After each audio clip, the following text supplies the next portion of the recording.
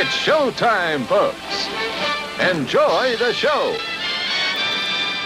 Welcome to the Next Reel's Saturday Matinee, our weekly show where the Next Reel team gathers to take on the news, reviews, new trailers, and the hotly debated Weekly List Challenge. I'm Pete Wright. It is Saturday, February 12, 2022, and on this fine day in the grand old year of 1909, the NAACP was founded. Happy Black History Month and happy birthday, NAACP. A happy birthday, too, to beloved children's author Judy Blume, born this day in 1938, along with Abe Lincoln in 1809. Are you a political wonk? Then you know that this is the very same day in 1999 that Bill Clinton was acquitted on all articles of impeachment. Actor Sal Mineo was killed on this day in 1976, and the last grand Hollywood work stoppage since 1988 ended on this day in 2008 when the members of the Writers Guild picked up their pens once more and after 100 days of improv attempted to save us from the onslaught of reality television. New voices on the show this week. I am thrilled to welcome Jay Shepard and Josh Stolte to the TNR rotation. They join us from their voluminous podcastery on the Retro Zap Podcast Network, including the Superhero Suite, Scarlet Velocity, a Flash podcast, and Enjoy Stuff. Josh, Jay, welcome to Saturday. Thank you. Hey, thanks a lot for having us.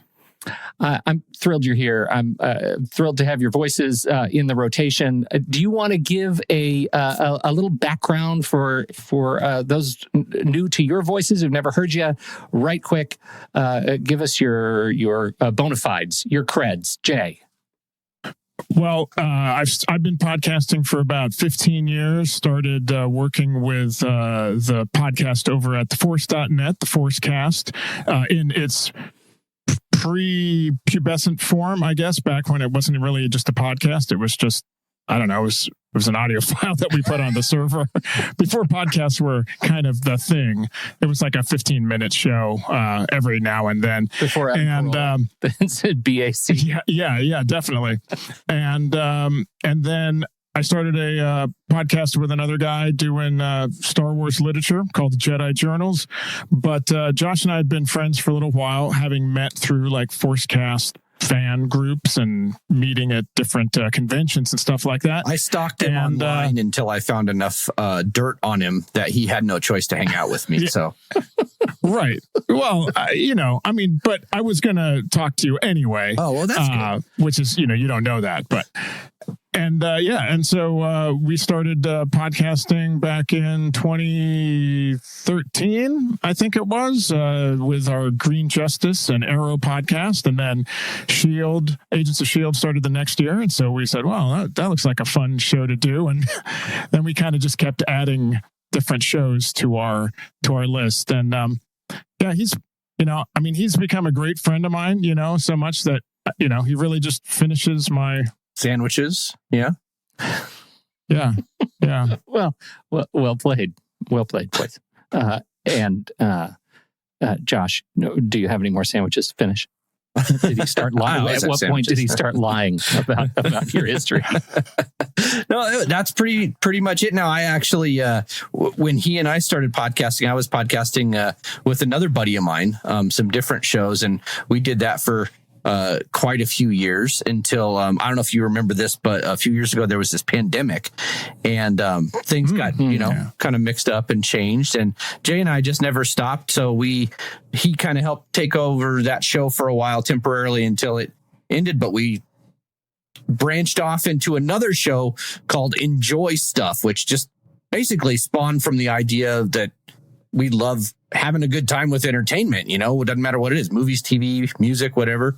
And I'm just worn out from living in a culture where it's socially acceptable to spew hate at entertainment creations. So my whole life I've had tons of fun immersing myself in pop culture, and doesn't matter if it's a masterpiece or a flaming turd. I'd rather just enjoy it, so that's what we talk about. All right. I love it. And people can find that over at the Retro Zap Network. Google all of the assorted and sundry names and links I'll drop in the show notes as first timers. Very excited to have you on the show. The first link we have, the first story to talk about, I think, I don't know if it is the most important story of the week, but it is the most nominated story of the week. The 2022 Oscar nominations are out. What do you think? Are your did all your favorites get noticed this time around? Favorites? I don't know. I've been seeing people bandy about the term snubbed in terms of like Spider-Man No Way Home. And I was asking some other people, it's like, did you really think that was going to get nominated? Because when, besides, the occasional technical award for superhero movies, superhero movies have never been up for Best Picture. So I've only seen I think half of the Best Picture nominations at this point. Mm-hmm. There are a couple on there I don't think necessarily should have been on there. But there's a lot of stuff on here that is, I think worthy of the time. Dune definitely got its its day in the sun, I guess. So I haven't seen most of them on there, but for me, I really like the Oscars. I know that it's not necessarily popular opinion anymore, but for me, it's more of like a celebration of movies. And once these things come out, I try to kind of check as many of them out as I can at some point. And I probably wouldn't otherwise if they hadn't been nominated, if they weren't involved in this bizarre celebration of the industry that they've created. Yeah, it's interesting, and there is some frustration. I think for me, the frustration is around things like you mentioned Dune. Dune gets the Best Picture nomination, fantastic. To me, deserves to be there. Doesn't have any Best Actor, doesn't have any Best Actress, doesn't have Best Director, does give Greg Fraser the cinematography award, which I think it deserves to be nominated for that too.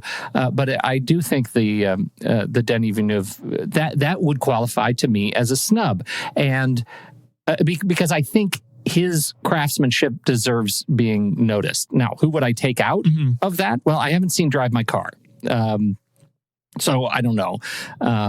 The rest of the movies are terrific. I'm a big Paul Thomas Anderson film. I know some people are hemming and hawing that Licorice Pizza isn't as good as it has been built up to be, but it's terrific. Kenneth Branagh. Yeah, PTA is kind of hit or miss. Yeah, at least for me. So, I'm interested to see Nightmare Alley at some point because I'm a big Guillermo del Toro fan, and I'm interested to see. The release of Nightmare Alley just hit, and it includes both the color and the black and white version that you can stream. Oh, cool. Now. So, Andy on this show has now watched them both and is just swept away by that movie. The thing that I notice about lists like this, and I don't know if it's just because there aren't that many other choices, or if it's just, kind of the industry being in a rut like everybody else. But I just see so many repeated names, in batches and have been, for several years, like I see Olivia Colman up again this year, and it's great. I haven't seen The Lost Daughter. So I can't compare, I think back to seeing her in Hot Fuzz every time I see something with her. And it's like, she's an Oscar-winning actress now. But, it's stuff like that. You just get into these cycles where it's the same people. Win for her, though. She was nominated. She was nominated for her work in Hot Fuzz. Yeah, that's probably, just looking back across her career, right? Yeah. It's the collective nomination. Yeah. Right. I do like seeing we recently did a show celebrating being the Ricardos. I like that Nicole Kidman is in there. I think I am also a bit of an island on that one. Perhaps I have not. I think Kristen Stewart is terrific, and Spencer. Like, I think those are deserved. I look at these. I haven't seen Parallel Mothers. I think. Passing is a huge miss this year in particular. That it is in terms of a film that really celebrates representation. That is a unique and subtle watch, and I feel like that's a miss this year. But I have notoriously bearish on the Oscars in general. I mean, our SatMat catalog is littered with Pete complaining about the Oscars, and this year there's I find myself kind of shutting up. I think there are a lot of great picks on here, a few that I wish were on here, but generally, let's just say my horses are in the race.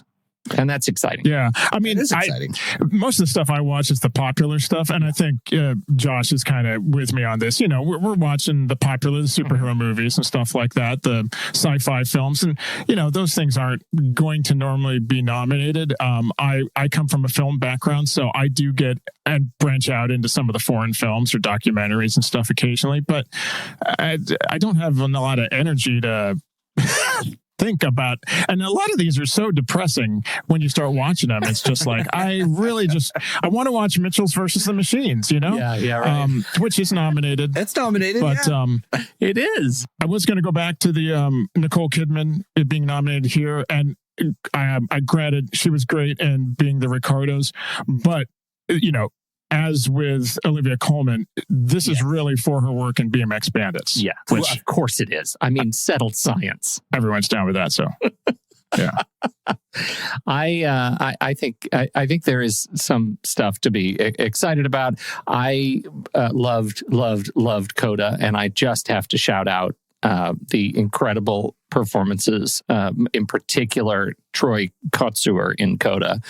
Anyway, I'm very excited about that movie, and that it was nominated, and that it is so delightful, and that it has recanonized performances of Joni Mitchell. So, nice. Of course, I'll check that out. Yeah. Benedict Cumberbatch in The Power of the Dog is worth seeing. I still need to see that one. Yeah, they got quite a few in there. I felt that in the last several years, there are just so many really good films to choose from, because there's so many different ways to get it out now. And I think if I was one of the people choosing these things, I think it would be really difficult for me to narrow it down and find one, because there's just so many. Well, that's why you get the envelope of money in the mail. They send you money to pick their film. So it's, and that's why they haven't accepted any of my choices there. But, just check your bank account. Right. Yeah. They don't take lint and old receipts. I do find, I think what makes this year and to an even greater extent than last year, I think that more movies are more accessible than they have ever been going into the Oscars. Like, I think I agree. Just about every one of these movies is available now, or imminently available on streaming, and that's really great. And it leads to, I think, this I posted another article on Netflix Connected Universe and the changing values, or the changing perspectives and the value of the theater going experience. And I was listening to a wonderful podcast on this subject from this analyst from Parrot Analytics, talking about how, one, we've been conditioned for many years now that television production value can be every bit as good as what you would see in a theater.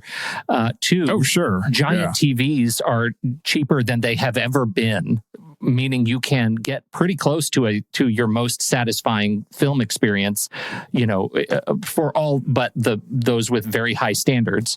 And that means that, the world that we are living in, if you want your movie to be seen, it needs to be on streaming. It's not going to be a thing that has to have a theatrical release. That perspective is changing in the industry, and getting these exclusives on Apple TV Plus, on Netflix, on Hulu, that's what's changing the game, because you want eyeballs on the movie. And, Netflix is releasing 86 films this year, like more than one a week. Yeah. It's crazy. But if you want your movie to make money, is that the way to do it? Well, if your movie is The Way of the Dog or The Power of the Dog, you want people to see it, right? That's you want true. people to be, because people are not going to go to the theater for The Power of the Dog. Why? Because Benedict Cumberbatch is not wearing a smart cape, right? If it's not a superhero, right, or some great big action movie, it's like the theater. The definition of what it means to be a theatrical film is, I think, interestingly changing, and that's what I think this piece from Parrott is talking about. That we have an opportunity for word of mouth to pick up to the point that it can really help movies that you would otherwise have assumed would have needed a theatrical release. That thinking might have changed. Yeah. Opinion?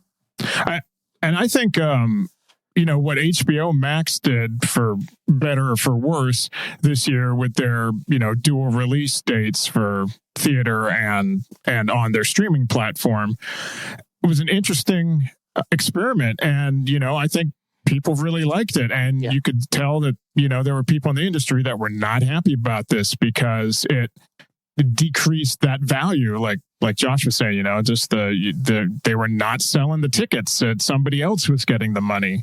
Yeah. And that's kind of what, there's that weird bottom line. Yeah. So, this is the thing that I think is so interesting about that, is that we are in the middle of this change. And it means that there are going to be some movies that get buried in streaming because there's just so much content. But it also means that movies are going to get talked about that might otherwise have been flash in the pan in theaters and hadn't sold just a handful of tickets and disappeared. So, listening to these analysts talk about what they're seeing in terms of the future of theatrical, some assumptions are going to be made that the grown-up films, right? The Power of the Dogs, we're going to assume that they're going to need a big release online, and that the theatrical might not be the best route first, or at least, shorter windows. Right. And having them nominated, though, that gives, that level, that gives the extra eyeballs on it. As Josh said, he probably wouldn't be looking at some of these if it weren't for the fact that these are deemed important enough to be nominated and potentially win, right? Mm-hmm. So whatever wins, that's guarantee of some other kind of sales or views or whatever in the market. Sure. So we know at least these 10 movies are going to do very, very well in streaming. Right. Steven Spielberg has found streaming, and I hear he's really excited about it. Okay. I think we need to talk about trailers. What do you think? I love trailers. Sounds good. Jay, what's your trailer? It is The Adam Project. What's going on, honey? It's the third time you've been suspended for fighting. I know, you'd think I'd be better at it by now. I don't understand you. Dad would. I miss him too, But son, you need to think about your future. Because it's coming.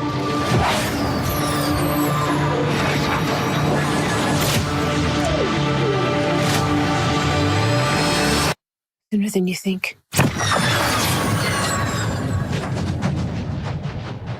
Seems to be near and dear to my heart. It appears to be a time-traveling science fiction film filled with superhero actors. So we've got, I think Deadpool is in it, and he teams up with Gamora to find his younger self, whose father happens to be the Hulk, and his mother is Elektra.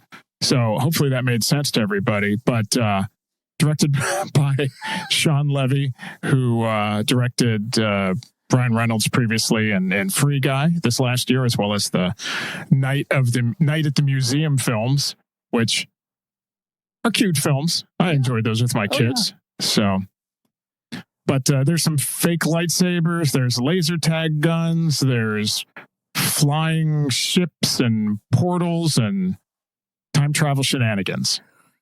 I don't know. It looks pretty unique, considering it's got all of those things in it that you just listed as references, right? Considering that, it feels a little bit unique.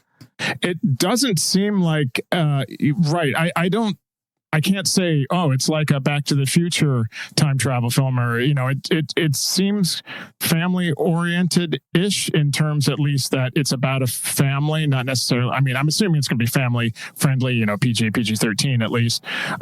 It's not a horror time travel film. It's not a hard sci-fi film. It just looks like a fun Saturday popcorn kind of, let's go back and meet your younger self. Like, what's the worst that can happen? It's interesting that this comes from those guys, because I think I could have had the exact same conversation about Free Guy.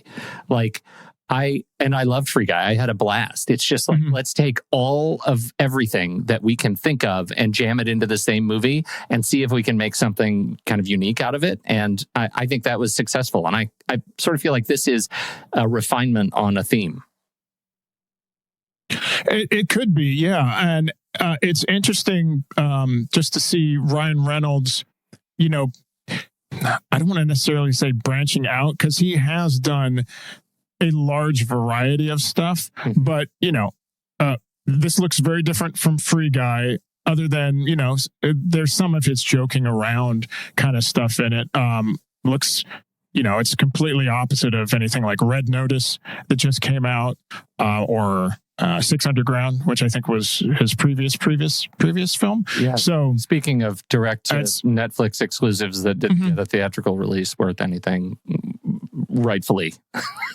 What a disaster that was. But just from a sci-fi standpoint, I'm just kind of a sucker for time travel films in general. So I'm kind of interested to see what they do with it, how they take it, especially again with him coming back to meet and interact with his younger self. It's not just kind of a helping from the shadows thing. It looks like it's, Indian short round running around or something. Right.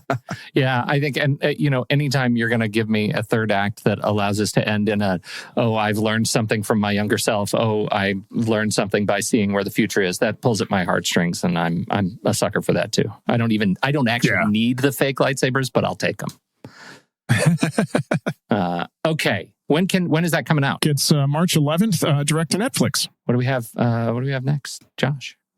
Well, I got to pick the latest trailer for Lightyear.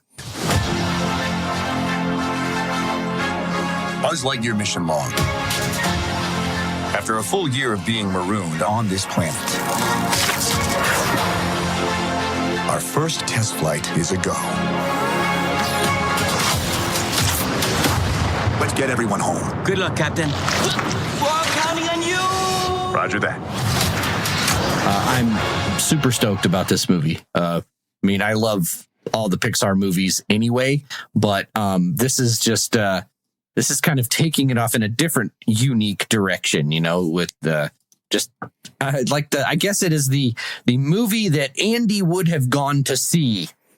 That made him want to buy the Buzz Lightyear doll. That's how I'm picturing it, right? But with Chris Evans as Buzz Lightyear's voice, but much more realistic. I don't want to say gritty, but it looks worn down, right? Like you look at this trailer and there's scratches on his suit, and they're on this kind of dirtier planet that looks, I guess they're marooned on it. That's what the last trailer kind of revealed. And he's having to save them, but there's so many of those little Pixar details that they put in there. And it's just kind of an interesting idea to take this character and really make him more of like a hero rather than just kind of the comic sidekick like he is in Toy Story. Yeah, I think it looks, of course, I was bearish about it when I saw the teaser. Mostly because I wanted to pretend I wouldn't be spoiled. But this movie lights up my inner child. I just didn't want to get my expectations up. Some people don't get their expectations up by not watching trailers, and I go completely the other way and just watch them. Oh, me too. Yeah. And so I looked at this movie and I thought, it's all the right source material, and they have Chris Evans and Taika Waititi, and I'm just very excited about what it could be. I'm excited about what it could be. The fact that they have these rogue tentacles and nobody seems to care too much is such a neat bit.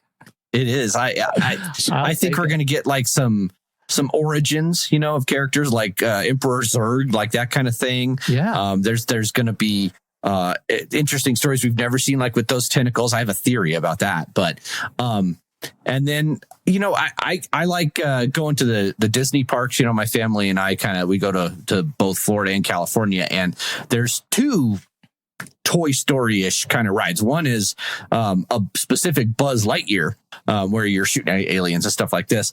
And I would love to see it like kind of updated with the stuff from this movie that gives you a lot more options for immersing yourself in that silly little world. Or better still, if they made the movie on rails. That would be great. It's about time. I would sit in a little buggy watching this thing, and if they could put a gun on that buggy, where I could aim lasers at the screen, I'm down. Right? That's me. Yes, that's sure. the only thing that was missing from Pirates of the Caribbean is it wasn't on rails. It would have been amazing. It was off the rails. It was off the rails. That's right. What? When do we get to see it? This is expected in June. So. It should be coming not too long. Yeah. Hopefully in theaters. I've got one that was now, wait a minute, would it be 60, 70 million years in the making? It hasn't been 5 million years since the first movie. It is Jurassic World Dominion Dinosaurs! I wanted to show them something that wasn't an illusion.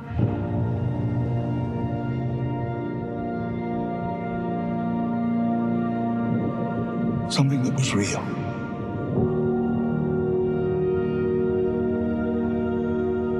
Something that they could see and touch.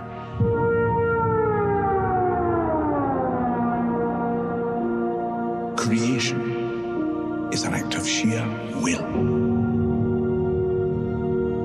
Life will find a way.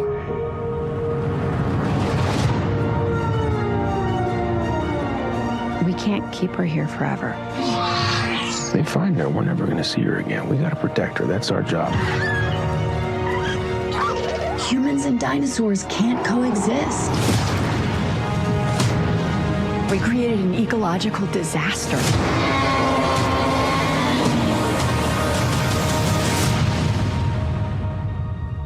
Ellie Sattler. Alan Grant. You didn't come out all this way just to catch up now, did you? You coming or what? Oh my goodness. I'm so glad I waited till today to pick my trailer. I saw this trailer and I was like, those guys are suckers getting their trailers in so early. This is Colin Trevorrow. It's the end of the grand trilogy that was started with Jurassic World. And it is all about dinosaurs everywhere. Here's the thing. I felt like this is the punchline on a joke that started with the first movie, that this is where it should have gone faster. More dinosaurs in like the Vatican. That's what I wanted all along. Full on dinosaur disaster movie. I want them. Oh, the everywhere. Proceratops. Yes. Yeah. Yes. I want them everywhere. It wasn't enough that they had the Pokemon in the Vatican. Now you really wanted. I wanted that too, though. Okay. I was already primed. This is we had the dinosaur garage in the last movie, and now this is dinosaurs everywhere. This is the end of the thing where you tell a joke too many times that it becomes funny again. It's like come around the horn. It's like too many rakes, and so I am very excited about this movie. And when they do the shot at the very end, where we've got Chris Pratt and Sam Neill, so Owen Grady and Alan Grant, and they both say "Don't move" at the same time, I got chills. I was so excited about that. Is this not Jurassic World Awakens? Is this not just a rehash of the first film, but with new actors? It's fine. So I'm saying it's fine. Okay. It's fine. We just did a show that was lovingly titled Weaponized Nostalgia, and we're trying to figure out what it is about movies that can attach to our heart, and for those of us who liked Ghostbusters Afterlife, and give us a movie experience that we enjoy, and those that generally did not. Matrix Revolution. I felt like this movie should make me vomit in my mouth a little bit. It is so overkill, and yet it had me at screeching dinosaurs. I'm just saying, don't get your expectations up. Just based on a trailer. You are talking to the wrong guy. I'm already there. Flame on! So that's it. It's got the whole gang back together. You're telling me you guys are not at the least bit excited about Dominion? Oh, I'm totally stoked about this. I'm super excited. I don't even think I saw the second one or the previous one. So I have seen all of them, and I haven't loved all of them, but to me this and I'm with you. This is like, this trailer really got me pumped up. As soon as I saw, the original cast in there with them, I'm like, oh, nice, nice. Yes, this is everything. For Josh, it's Land of the Lost and then Jurassic Park. Those are like the two pinnacles of prehistoric crossover. That's how this is going to end. That is the dream. That's exactly right. This movie answers the question, though, for those people who didn't like movies because not enough dinosaurs. This movie is going to test that. I really think this is going to test that, because it is a litmus test for that. Right? It is exactly a litmus test, because there is seriously, there won't be enough room in this movie for anything else but dinosaur. So just get ready for that. There's no craft. There's just sweaty people running from dinosaur. And which is probably why Colin Trevorrow's Star Wars film got canceled, I would guess, right? Yes, because there were too many dinosaurs. Yeah. Are one of the original three going to get eaten? Are we going to see Ian Malcolm, Alan Grant, and Ellie Sattler get eaten? Is that something that's going to happen? Because I don't want that to happen. Oh, no. Also, B.D. Wong was in there, too. So it could be him. Yeah, but he was in the last one, too. Yes, but... Oh, let's see. I didn't see the last one. Oh, my goodness. I just don't want Jeff Goldblum. They've got to kill somebody. No, they don't. They don't. This one comes out. This is another big summer thing. If you are in France, you can be one of the first to see it on June 8th. As it begins its roar around the world. It finally hits the United States June 10th. That would be Le Jurassic Park. Dominion. And now, let's play a game. I love that you guys spend so much time talking about Flash and DC and superheroes and performances of these characters and people. And I thought that it might be fun to test your mettle in a game of 6 Degrees of Grant Gustin. How do you feel about that? Now, the special twist on 6 Degrees of Grant Gustin, that is just where we start. The special twist that I would like to add to the game today is that we will start with an actor in the DC extended universe, films or television. And on the other side of the fence, I am going to offer a short list of actors on the Marvel side. And your job one of you will assign the other to see to pick how far they're going to get to the other side. So, for example, we're gonna start with, let's start with Grant Gustin, because that's the name I've chosen to give the game, and we're going to go to the other side. So I might say to Josh, for example, Chris Hemsworth or Brie Larson. You pick one of those to assign to Jay to play 6 Degrees to get to the other side. Do you understand how that plays? Yes. So you'll give me a choice of 2. I pick one and give it to Jay. He has to do it. And then it's up to me to bring it home. Okay. So right. let's go ahead and do that one. Let's start with Grant Gustin. And what did I say that we were going to start with? I've already forgotten. Brie Larson. Chris Hemsworth or Chris Brie Hemsworth. Larson. Yeah. Yeah. Okay. Which one would you like to have, Jade? Okay. I'll do Brie Larson. Brie Larson. So Grant Gustin to Brie Larson. Now, I am giving you both actors or directors to connect to these with these people. So, Man, I am so out of practice on this. I haven't done this with my friends for like 30 years now. Oh, I'm ready, boy. man. When it comes to games, I'm really, really good at losing every time. So, yeah. outstanding. We're in great shape. Grant Gustin to Brie Larson.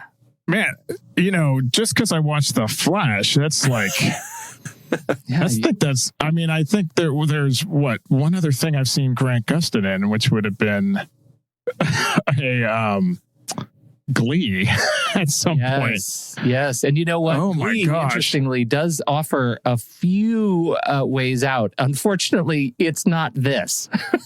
You can get there. Yeah. I'll go ahead and give it to you.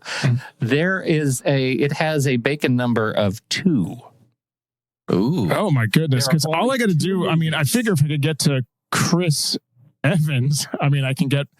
Well, if I can get to pretty much anybody else in the Marvel universe, I can get to Brie Larson, via Infinity War or Endgame, I guess. And boy, the jump across, like I can get into movie actors with Ezra Miller. Yes, that would be another interesting one. Yeah, so from the Flash TV show, we can get Ezra Miller because he guest starred in the Flashpoint coda, as it were, or a moment in Crisis on Infinite Earths. Yeah. And then, geez, once we're, what has he done? Oh my gosh. Okay. You're saying there's 2. I see a chasm ahead of me. And let me tell you, this would have been. I'm going to go ahead and save you because this, unless of course, because I'm trying not to Google this. You want to team and try this. There is a movie that I have not seen that stars people that connect these two things. So if you haven't seen this one movie, you're out. Yeah, give me the movie because I can probably, if I've seen it or I know it, I can probably go from there. Is Crystal with a K? Okay, no, I don't. That doesn't do it for me. All right. Now remember, Jane, Grant Gustin's been on like all of this, like the CW shows. So there's always those people too. But those, majority of those people are all TV actors, right? There's not a lot of crossover to the films, and as far as I know, Brie hasn't really done anything on the TV side. Okay, so all right. So let's see. What about? I gave you a hard one. I should have picked Chris Hemsworth. That would have been easier. That was. I don't know that would have been easier. I'm going to go ahead and save you. The movie was Crystal. Okay. It was written and directed. It was directed by William H. Macy. Does that get you closer to Brie Larson? Let's see, Fargo. That's taken me further away. Where did Brie Larson get her big breakout role? Wasn't it Room? Was that it, or was it before Room? It was Room. Okay, I think that was the big one, right? I think that was arguably the biggest one. And that or Scott Pilgrim. Yeah, but her dad, Room, was William H. Macy. Oh, that film scarred me. I just remember them being in a room for 2 hours. That's pretty much it. Yeah. That was a tough one. I feel bad. I didn't mean to give you a tough one. I just that's the first name that popped up there, Jay. Sorry. That's okay. It's okay. Get ready. Yeah. There's always payback. We've got to go backwards. Yes. So let's start with. Let's start with. We're not out of time or anything. I think we should start with. Let's start with. Oh dear, am I going to give you one that's a 1? How about Brie Larson? We'll start with Brie. And let's go to either Dwayne The Rock Johnson or Margot Robbie. Let's do Rock. Let's do The Rock. Okay. All right. Let's see. He's been in just about everything in the last 5 years. This is an obscure connection. Really? Okay. Well, it happens to have. Okay, I'm going to go ahead and do it, and then I have a hint. Oh, good. Just do it. Yeah. Okay. Thank you. Yeah, that's good. Just win. Go ahead and win the game. Go ahead and win the game, and then I'll tell you the answer. Yeah, you have a hint. You're doing let's great. see. Now, let's see. What about like Jane Lynch? Has she been in? She's been in movies, so maybe something with her in it that would be connected. Let's see. She ever done anything with? Gosh. Now the other thing that's popping in my head is like her game show that she does. Right. Yeah. Or let's see. Dwayne Johnson has been in stuff with everybody. All right, give me. Can I have a hint? I'll take one hint and then let's see if it helps me at all. Okay. Brie Larson was in a movie that revolved around a talk show and a plant. Wait, so am I connecting Dwayne Johnson with Brie Larson? Yes. Oh, okay. Oh, I was still doing Grant Gustin. Okay. Oh, you were still doing Grant? Okay, I'm sorry. Okay. All right, so Brie Larson and Dwayne Johnson. And she was in a movie with a plant. It is around a talk show and actually two plants. Like between two ferns, like that kind of thing? Yes, sir. Yes, sir. Okay. That's what you're talking about. That's your first movie. And then there is an actor that can connect you to another movie that she was in with Dwayne Johnson from there. Okay, let's see. So Dwayne was not in the Hangovers, so that doesn't work. No. But he was in, you could say this movie was very much a family movie. Oh, okay. Oh, the movie that Dwayne Johnson was in. Yeah. Oh, okay. Oh, geez, I don't know. You're trying to kind of give me specific ones. I don't know. I was going like Zach Galifianakis was in The Hangover with Rocket. What's his? Bradley Cooper. Bradley Cooper, right? Okay.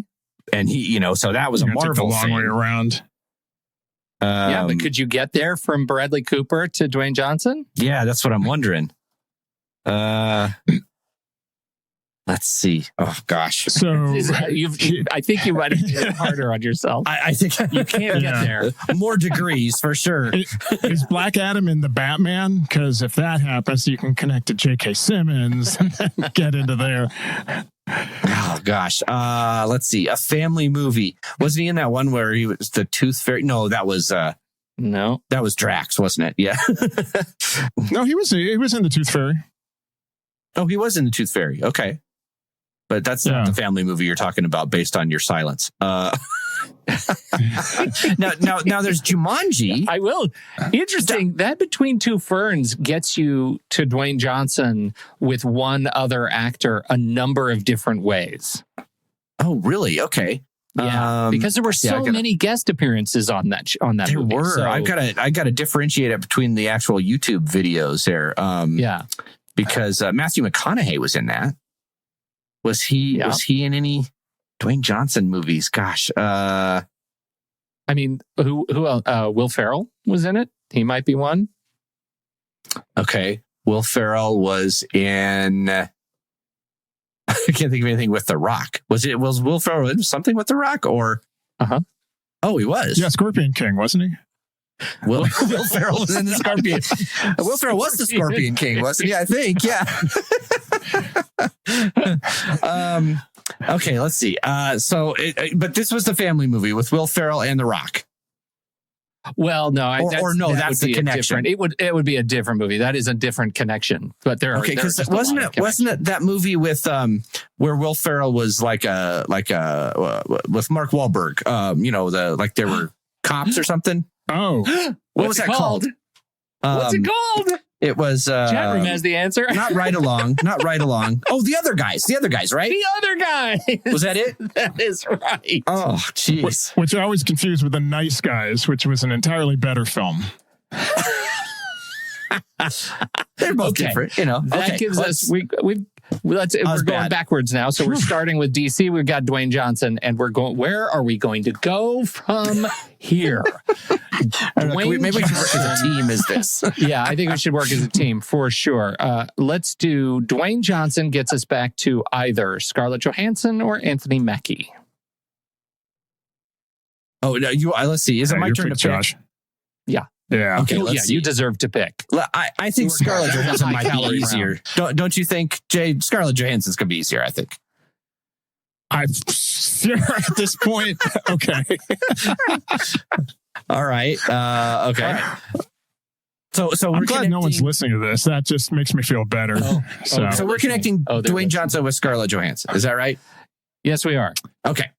And I'm going to give you an option to limit, if you would like, because this option does include a director.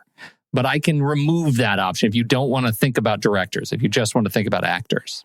Yeah, I don't know if I have enough names of all the current directors here to handle that. Got it. All right. So Dwayne Johnson, Scarlett Johansson. Okay. All right. So let's see. Okay. Give me Scarlett Johansson was. I need some movies with her, and then we'll connect somebody that she was with. Jay, that's what we'll do. So. Yeah, well, let's see. Besides the Marvel films, could you even remember movies beyond it? Like, did movies exist before Marvel for her? It turns out she did. Now she was in that one with the Divorce. I think was it called Divorce? The one that was nominated a couple years ago. Marriage Story. Yeah, that Marriage Story. That one. Yeah, with Kylo Ren. Yes, right. Yes, Kylo Ren. And she's done some voice stuff too, like in Sing, where there was a lot of famous people in Sing. With Matthew McConaughey, who was the Seth MacFarlane, John C. Reilly. Who else was in that? I don't know, some other people that were singing. Let's see, Taron Egerton. Egerton was in that. Yeah. Okay, so and then Dwayne Johnson. Who was in, let's see, Red Notice just recently? I could probably think of that one. That was Margot Robbie. Gal Gadot and Ryan Reynolds. Gal Gadot and Ryan Reynolds. Okay. And Ryan Reynolds. I'm just making branches instead of threads. I'm just saying actors, Ryan hoping Reynolds one of them will work. Has some children, and he's married. Ryan Reynolds saw a movie with Scarlett Johansson once. There you go. Did it. Let's see. There's got to be a different way. Gosh, why is this so hard? That he's been in everything. I didn't think I was going to be sweating this much today. I mean, all of these are twos. That's really hard to get it down to the closest. Yeah. Okay. Listen, who was in the island, Jay? That wasn't the one with what's his name? Obi-Wan. Ewan McGregor. Ewan McGregor? Oh, okay. I didn't see that, but I do remember it. On another Star Wars connection. The Michael Bay film. Right. Let's see. Was Dwayne Johnson in Moulin Rouge? Was that Dwayne Johnson? Not in Moulin Rouge. He should have been. He was playing Toulouse-Lautrec. Of course. Yeah. I already liked Moulin Rouge, and you fixed it. Who knew? That's amazing. I'm going to go ahead and give you this one. We need help. Scarlett Johansson was in Avengers Infinity War with Chris Pratt, who was also in Gem and the Holograms with Dwayne Johnson. Of course he was. Well, of course, yes. I share Gem and the Holograms with my teen boys. One of our favorite films, of course. And I forgot because I got that Gem and the Holograms tattoo on my shoulder, but it's on the back, so I don't see it as often, Yeah. Okay, I hear you. It's still funny. I would have studied more for this if I had, had some inkling. I've got one more. If you can get it in one, Ezra Miller to Paul Rudd.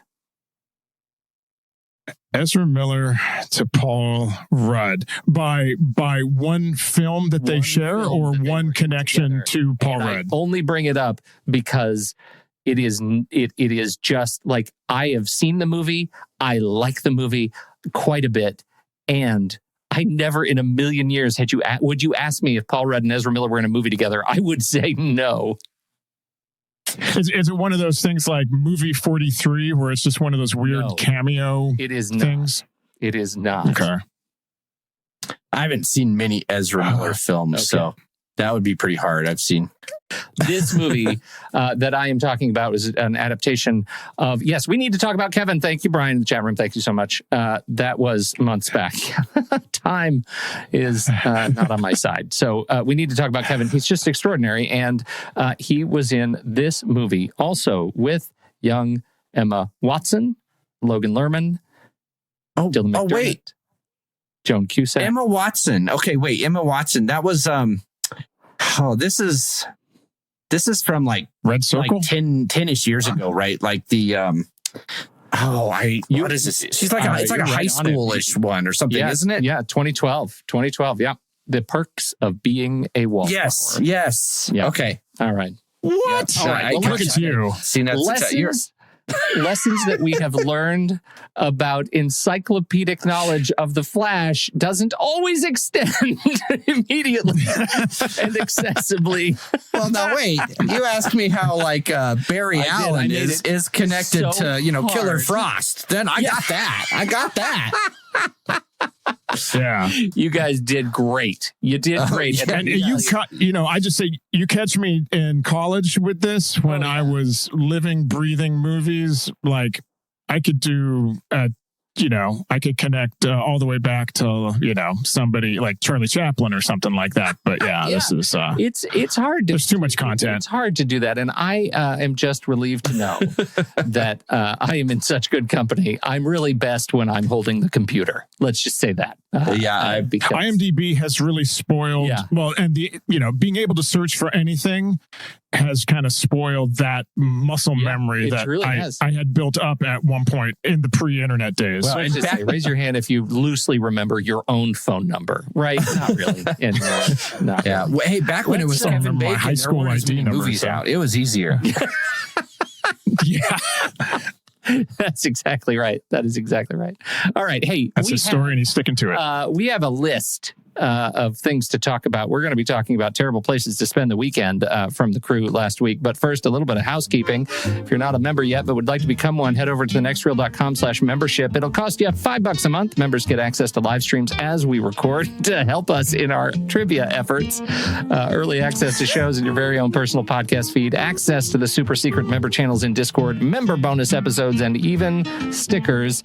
And if you're wondering what movies the next reel is going to be talking about in coming weeks and months, you can visit our HQ page over on Letterboxd, where you'll find a list of all the movies in the 2021-22 season. And while you're there, Letterboxd is offering a discount to anyone listening to the next reel. Just use the code NEXTREEL at checkout, and you can upgrade your own Letterboxd account to Pro or Patron with 20% off. That also works for renewals. Best social network for movie lovers, in my humble opinion. So head over there. That's why I couldn't find it. I was looking at Pan and Scan. I can't believe I got it all wrong. Panandscan.com, but missing the last A, probably. Pan and Scan. Right. So, not as good. Yeah, it was good. Okay. This is our list. Terrible places to spend the weekend. All right.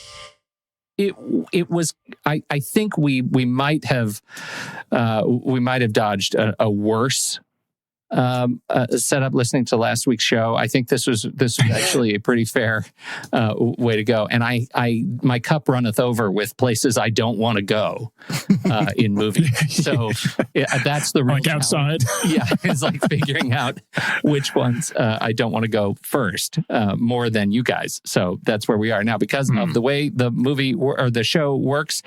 They who got the trailer in first goes first and defines the order order for our list picks. Steals happen when somebody has picked a movie before you had it, and it was legitimately in your top 3 rotation. So that's where we are. I don't go first. Who got it in first? Oh my goodness, Jay. All right. So I've gone back and I listened to a few of your previous episodes, and it seems like some people do like themes as they're doing this, but this seemed very horror centric to me, at least from the way that it was described last week. And I didn't want to go that route necessarily because that did seem kind of easy to me, though I now see that really, even though I categorize my first film as science fiction, it is actually a science fiction horror film. But that being said, it's science fiction before it's horror. So I do delineate that way. It is the mall, but the mall is a nice place to go. You do like to go to the mall on the weekends, unless, of course, it's the chopping mall. Oh, look at you. Yeah, that's a horror. I think is the problem with your strategy. Giant robots, I mean, right. There's right. I'll take sci-fi there, but and you're right. I would not want to spend time in the chopping mall. That's fantastic. When did you? Is that in heavy rotation around your place? It is not, though it was one of my Sci-Fi Saturdays articles that I wrote at RetroZap. Actually, no, maybe I didn't do it for Sci-Fi Saturdays. I think I did it for my 31 Days of Horror write-ups, where the last, 3 or 4 Octobers, I do a different horror film review every day at RetroZap.com. And boy, that really wears on you as you get closer to the end of the month. That is a lot of horror films to watch, a horror film a day or more to do these write-ups. So, but it's a classic, like cheesy B Roger Corman produced fun film. Oh, totally. Very 80s style. Yeah. All right, Josh, you're up. Well, I didn't want to just do like horror movies that seem kind of easy too. So I was trying to kind of branch out a little bit. So for my number 3 place, for me, a place I would not want to spend the weekend is Dr. Leo Marvin's Vacation House. I think that's only pleasant if your name is Bob Wiley. So that's my choice right there. From What About Bob? I don't think I would want to. I couldn't stand that pressure.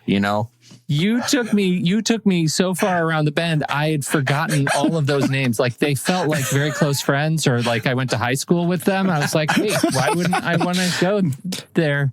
I'm sorry. To the elevator. Sometimes they get that in was my a head. Slow burn delivery. I sometimes I hear it. It's shouting outside my house. Dr. Leo Marvin. Yeah. Dr. Leo Marvin. That's pretty good. You're right. I understand his pain either, but it's a lovely house. Until late Sunday night on the weekend, and that's when it blows up. So that's right. Well, I feel a little bit bad because you guys both went around in this other direction, and I did go to the places that cause me the greatest anxiety, and those tend to be in a horror context, but they cause me anxiety, not necessarily or specifically because of the horrors that were going on in the place, but because of the places themselves. I wouldn't want to be there anyway, and so that's where I start. The first one is, you might consider it just a fun girls' adventure trip. I consider it an underground hellscape. The caves in The Descent, I think it helped me rediscover my love of my own claustrophobia, and anything now related to enclosed cave spaces is traumatic. I don't care for it. The Descent is also one of my favorite horror thriller films. Fantastic movie. I want to see a mashup of The Descent and like 127 Hours. See what they could do with something like that. Yeah, like what would you be willing to chew off to get out? Yep. Yeah, exactly.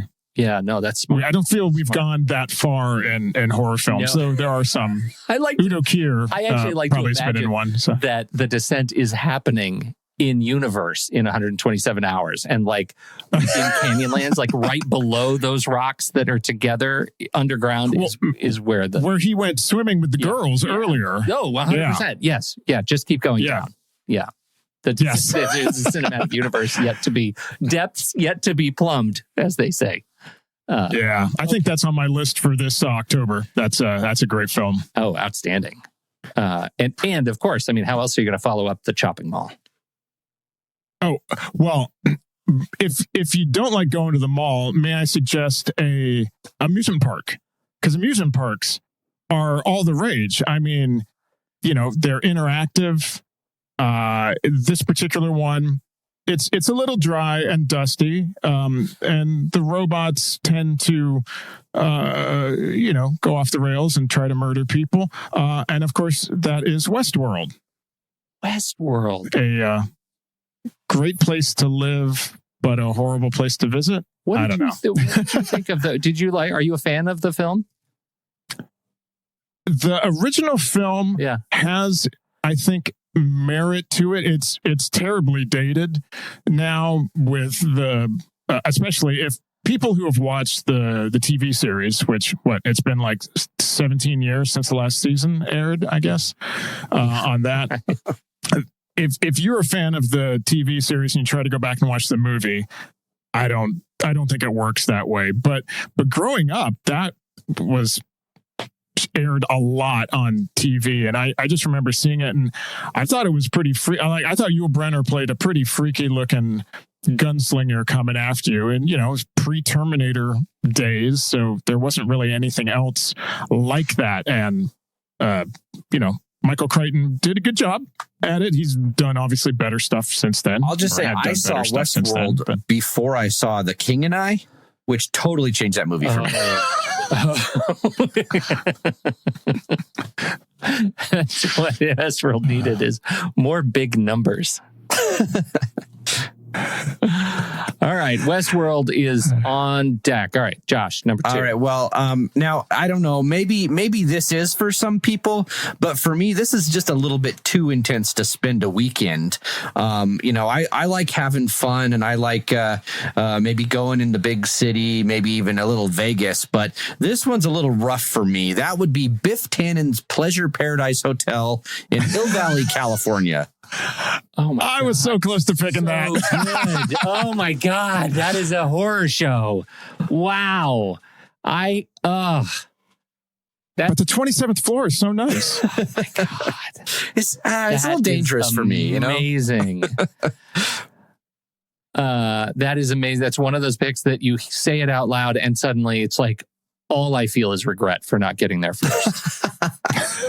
Amazing. Well, I'm glad I was better at that than the game, so that's good. Oh no, you just won the show. My second one is I've talked about this a number of times on the show, and it was just horrible having to go back and relive it because of when I saw this movie. I saw this movie in how it wasn't 1979. It would have been the early 80s. Watching this on TV, and Dad said, "Hey, I think you'll like this movie," and left me alone in front of the TV in the den with the door closed. You're scaring me. I don't even know what it is yet. Oh, it's Apocalypse Now. To many places in and around Ferndale, California, but not the least of which is the Marston House. 850 Bluff Street in Ferndale. That is the location of the original house in Salem's Lot. That movie broke me as like a 10-year-old, and I count Mr. Blue as one of my great nemeses in my life to this day. The kid floating outside the window. Yeah, oh my gosh! Open the door, Danny.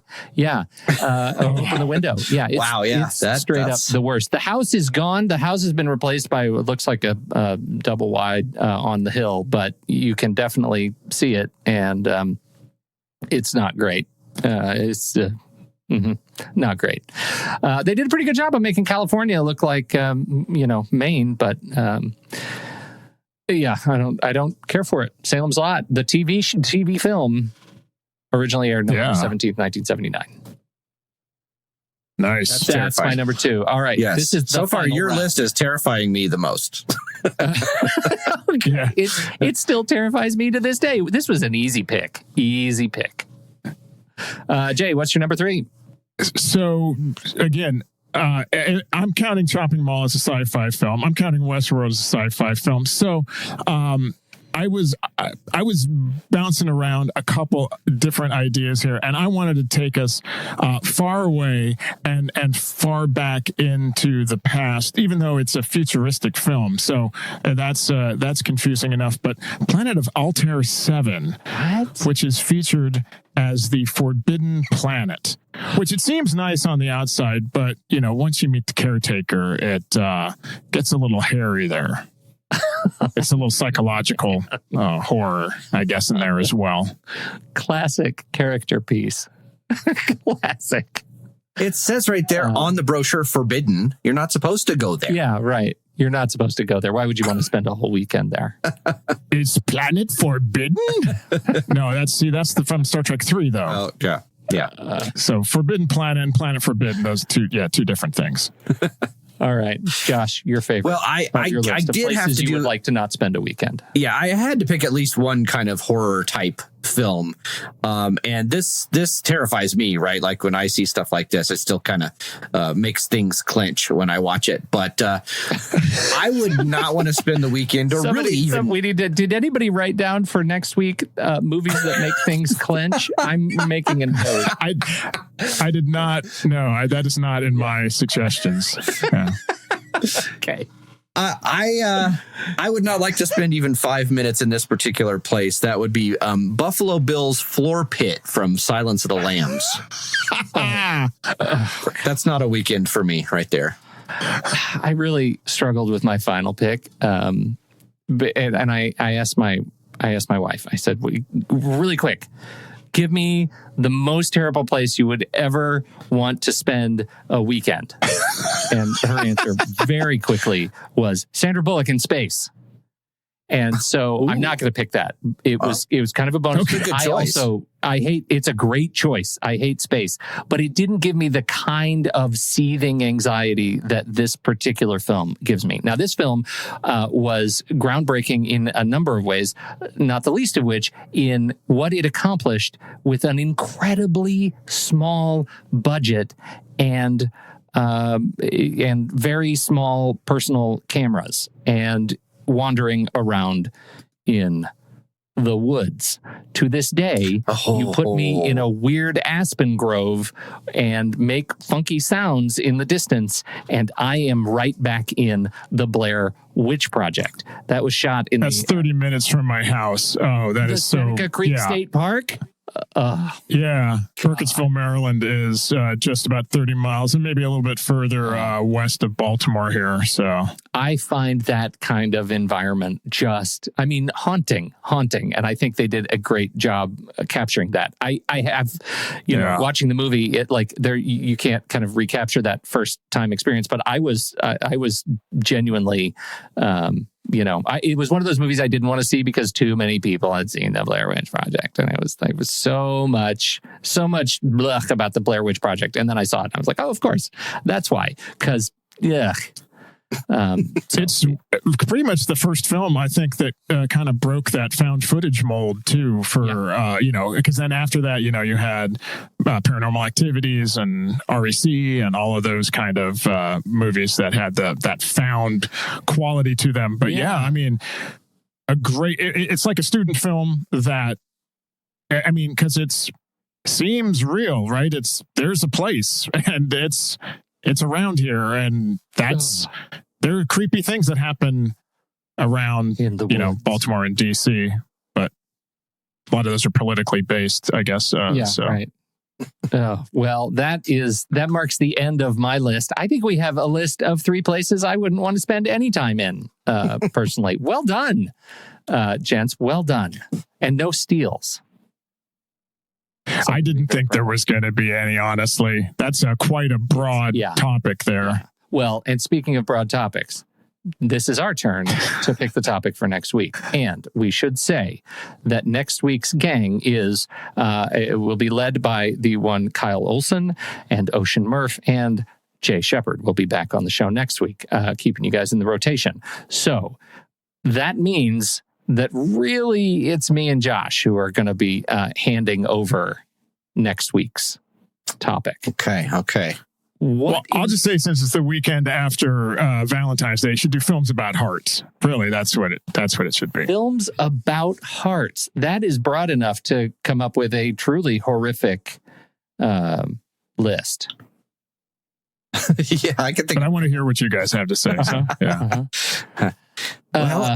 Okay, films about hearts on the list for sure. What else? Now, next week's show still takes place during the Olympics.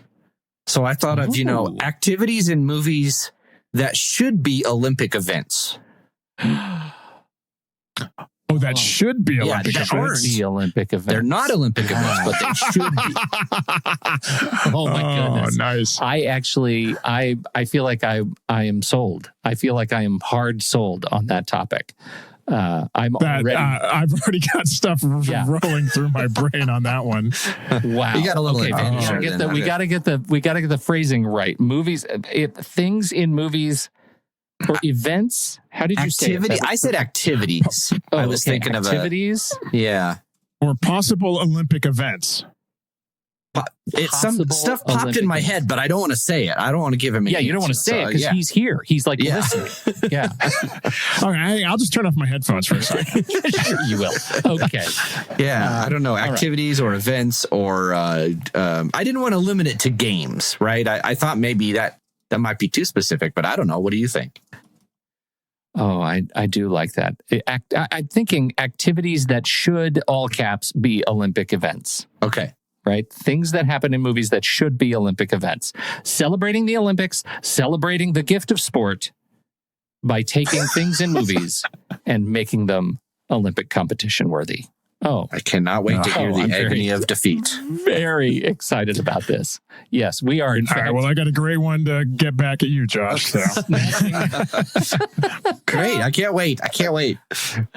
This is great. Thank you, everybody, for tuning in. And thank you, guys, both for jumping into the rotation. Jay and Josh, you told us your story up front, but what do you have going on coming up that you want to plug on your other various and sundry properties? Yeah, sure. I'll go ahead over to retrozap.com. That's where we are.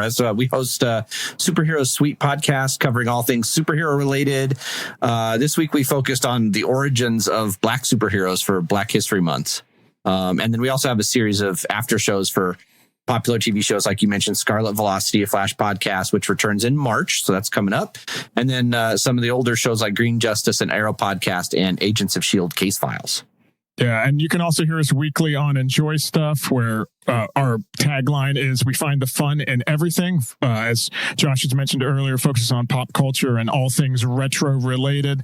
Our most recent episode there looked at the Ghostbusters franchise, and then next week we're looking at some retro-inspired Valentine date ideas. So that should be pretty fun.